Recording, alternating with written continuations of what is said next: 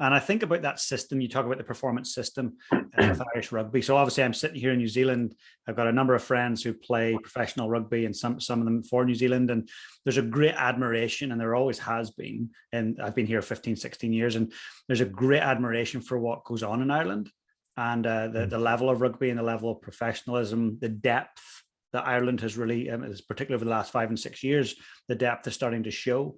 So in terms of that, developing a performance system. So if there's somebody listening right now who runs a professional sports team or who runs an organization in a corporate setting, how would they go about approaching creating their own performance system?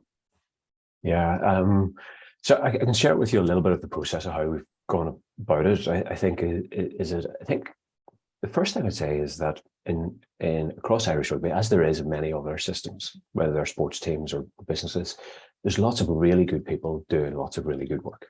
And from time to time, the secret sauce happens, and you maybe work really well together and do something great.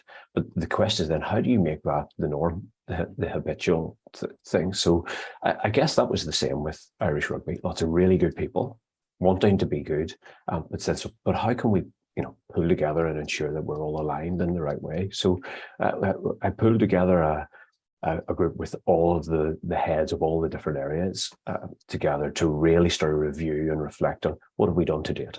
Let's look at previous strategies, for example. Let's look at the best examples within and outside of discipline and around the world.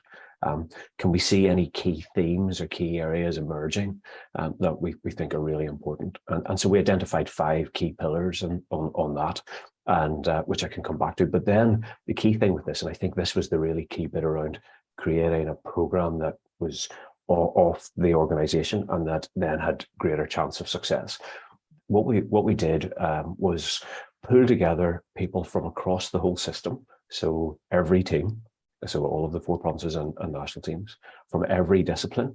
So whether that was a nutritionist, coach, whatever, and at every level. So a new, relatively novice nutritionist, for example, and a head coach sitting and we created subgroups and adopted a very intentionally a dialogic approach, which was, how can we get in and have a conversation? We had the group facilitators to facilitate good conversations and allowed around each of these core areas, all of that information to emerge. And then the job of the facilitators was to start to identify where those areas of convergence, where's their key points, can they probe with good questions to really get sort of from that, get our teeth into it.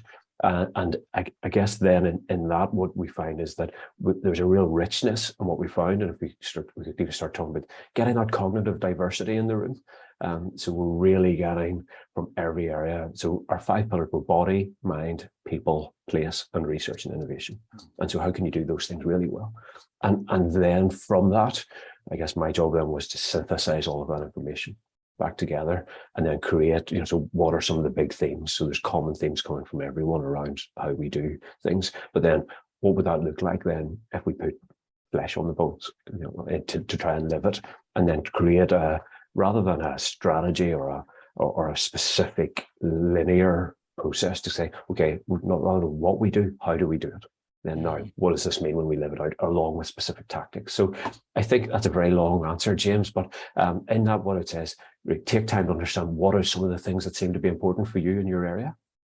So for us with body, mind, people, place, research, innovation, then engage with the group, get that cognitive diversity. Don't go in with an agenda, but allow the information to come and facilitate it with good dialogue, allow it to emerge, look for trends and convergences and similarities, identify those, and then build a system around that. Because then when you present it, people go, yeah, I recognize that because it's ours. And so as you try to develop a system, it's the system of the group rather than one person saying, I've looked at everything, this is what I think you've got to do, which are 2 very different things. So that was a very long-winded answer there. That was beautiful. And really, thank you for sharing that.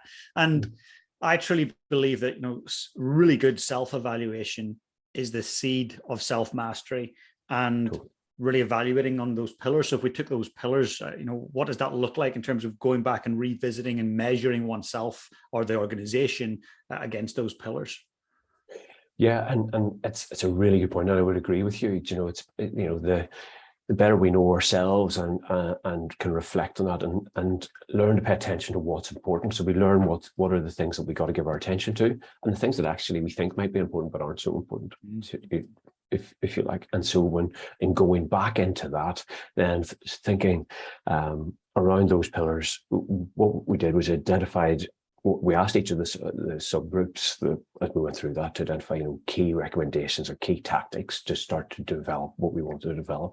And embedded in that was, let's take something really straightforward like the body part. The body isn't straightforward, but so what does a world-class rugby player look like? So we've got that. Now, how do we develop world-class rugby players? What systems required to provide that? So things like, do we have aligned, clear performance program planning for each player with clear physical outcomes that we want them to achieve and targets? Have we got an integrated approach between national and provincial staff there? And so when we reflect back, we'll say, well, let's see this person's plan. What are their targets? How are we monitoring their progress over time? And is there clear integration between national and provincial teams as a way of reflecting where we are? And if there isn't, well, why is that? Is there a very good reason for that? What's going on? So that's a really simple example, but then you just got to expand those principles and apply it into each of the other areas too.